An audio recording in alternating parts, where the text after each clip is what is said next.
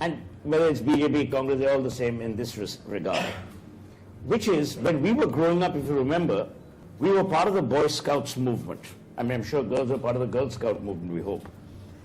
We were also part of NCC.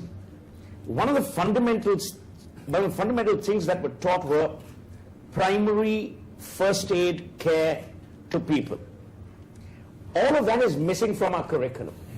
So even young children, who, by the way, have the greatest propensity to help, teenagers, they're the ones who are more courageous than the middle-aged, as it were. That, identified education, needs to be brought back into the system. We don't know how to administer first aid. We don't know how to prevent bleeding. So true. And these are critical things which need to come back into the curriculum. Part of what you've been doing is CPR training, right? Yeah. And who typically wants to actually learn about CPR skills and be certified in it? I mean, should it really be part of our school education, our curriculum? Absolutely. I think CPR is not just for road accidents cases. It can happen in our homes as well. If somebody is having a heart attack, you can use that training and help out your own kith and kin. But I think what's important is to understand who is the first responder, right? Even in a city like Bombay, typically it's always the beat cop or the police person who is actually around. But if you see, he will not be trained how to handle a victim. So I think, as what Suhail said, that we need to look at it holistically, whether it's drink driving, what works in drink driving is enforcement is what works in drink driving, what works in roads and how we construct our roads is engineering. You were mentioning about the bill. Let me say that the government in the past 2 years has done incredible work to ensure that new legislation, a stronger legislation can be brought in. As you said, there were opposition from the states, but now they have an amendment bill which they have worked through. Yeah. And right now it's in the parliament. Now it's the parliament's responsibility, as you know what's happening in the parliament as of now. Parliament is so I think it has to be a collective responsibility. Sure. Everybody has to get in there and get this thing passed. Sure. I also want to say something about people like Karishma who are supporting these things. Bollywood has a very, very pervasive influence over shaping minds. I'm glad that people from the film industry, people from sport, so Virat Kohli, are coming out and talking about these things. For far too long, we've brushed this under the carpet because as long as it doesn't happen to me, it's not important. But what we don't realize is we're actually going down a spiral which we will never recover from. For instance, now the police. The police still in this country, despite Narendra Modi's Digital India and all that other stuff, we don't have a record of actually violations of drunk driving norms. The DIU norms in America, DUI, whatever, those norms need to be imposed here. Yeah. You need people for their licenses to be taken away. You need all of that. And finally, I would be delighted if a news channel would actually shame people and call it the road of rogues. So all the people who've been arrested that month for drunk driving, put their names on the ticker. It'll be a great idea. Let them be shamed. That's the marketing guru talking. No, but and I think rather than just have ministers being put on the ticker. Okay, Abanti, I want to speak to you actually about some of our goals this year. Celebrate responsibly, never drink and drive, and always have a designated driver. Before you answer that, I want to ask you about the reception this campaign has had, not just in the big cities, but we've taken it across elsewhere. So what's the reception been, which is why we really want to keep doing this? So I think what comes across to us as a delight is the fact that this message has now become part of the discourse in all cities, not just in the metros, but even in the smaller cities. And I think it's serving to be a platform where different stakeholders come together to discuss and debate potential solutions holistically, like we just discussed. It's not just any one thing, but multiple things.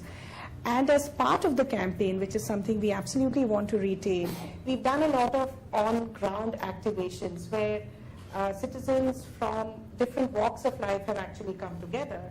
So I think the reception has been extremely promising. It's a long road ahead, but our view was somebody's got to start. And I think we've made that start 2 years ago. And I have to say, I'm delighted to see that this year, for instance, your channel and a couple of other channels are carrying other programs from other companies, corporate, supporting road safety. So I just feel very good about the fact that we have been a force for good, a catalyst for change. Yeah. Also, Vishnu, use technology. For instance, why can't we create an app, technology which actually tells you if you've gone above the permissible limit? B, I remember telling the Diageo people many years ago to actually install breathalyzers at bars to actually tell you whether you're in the permissible. Should it be done over here? Whether it's under the permissible limit. Yeah. So I'm saying if we actually look at each minute detail. Dr. Vishwanath, that's not a bad suggestion. Do you think it's something?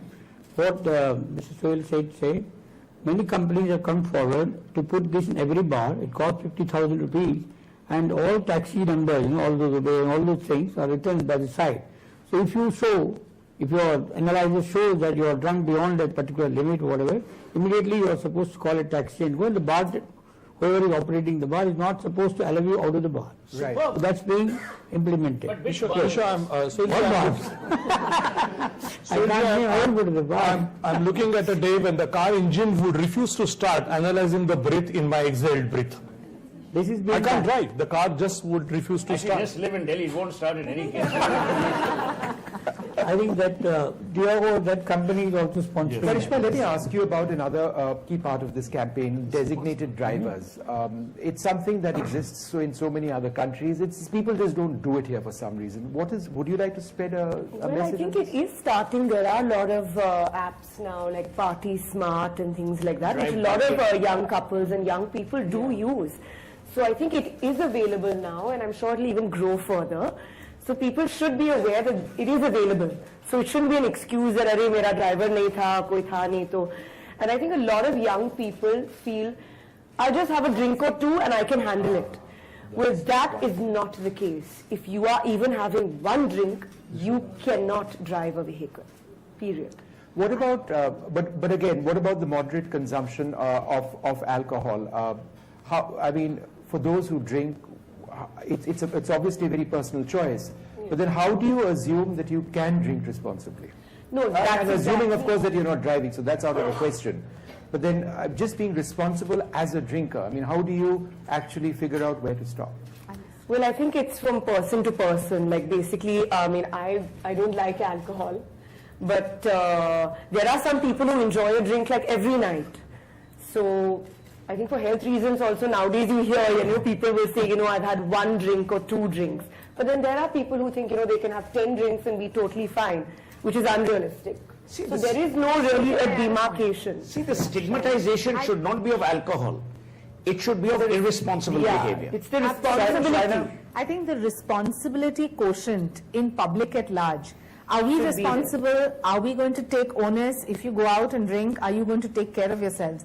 And another good thing is, gone are the days when you think you can just bribe the cop, because now it's impossible for you to be even doing that. And you The would have kind of changed. I was waiting for that. I was waiting for that comment, Sohail. But I think more importantly, the fines have been raised.